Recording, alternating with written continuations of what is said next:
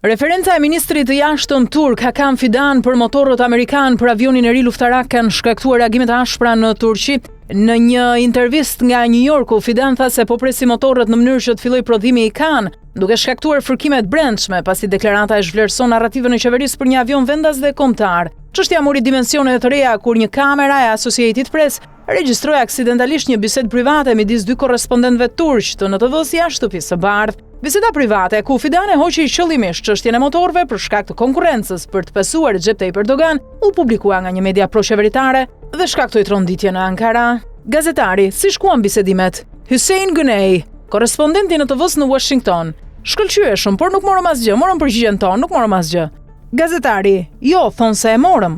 Hussein Güney, po, morëm miratimin. Ata folën për F-35, por vendosën kushte, si për shembull, nëse palestinezët do bëhen nga vendet e tyre, Turqia duhet i marrë. Ata gjithashtu i thanë atij të ndaloj blerjen e gazet natyror nga Rusia dhe të mos tregtojë me Kinën dhe të mos transferojë para në Palestinë, ne nuk mund të bëjmë asgjë nga këto. Gazetari, e po me këtë Erdogan do të vdes, politikisht. Hussein Güney, por tani po flasin për epokën pas tij. Gazetari, a është kamera juaj ndezur? Hussein Güney, jo. Hapet nëse klikoj këtu, brenda. Ata tashmë po ushtrojnë shumë presion mbi Hakan Fidan. Tani që me deklaratën e tij informacioni për motorët e avionëve i shpëtoi, askush nuk e dinte. Burri pa prit mas hodhi një bombë, ai e bëri qëllimisht. Ai po luan me Al Bayrak. Domethënë ai po luan me dhëndrin. Brenda ka një përleshje të madhe midis Fidanit, dhëndrit dhe Bilalit, referuar djalit e Erdoganit. Këto tre grupe po vriten. Reagimet në shtypin turk. Kryeredaktori i Miljet, Ozaj Sedir, u përpoq ta zbuste goditjen, duke vënë në dukje se përdorimi i motorëve të huaj në prototipet e para të avionëve luftarak është një praktikë ndërkombëtare. Megjithatë, zbulimi i dialogut jashtë kameras me aludime për pasardhësinë e Erdoganit ka nxitur spekulime për një përçarje në krye të qeverisë turke.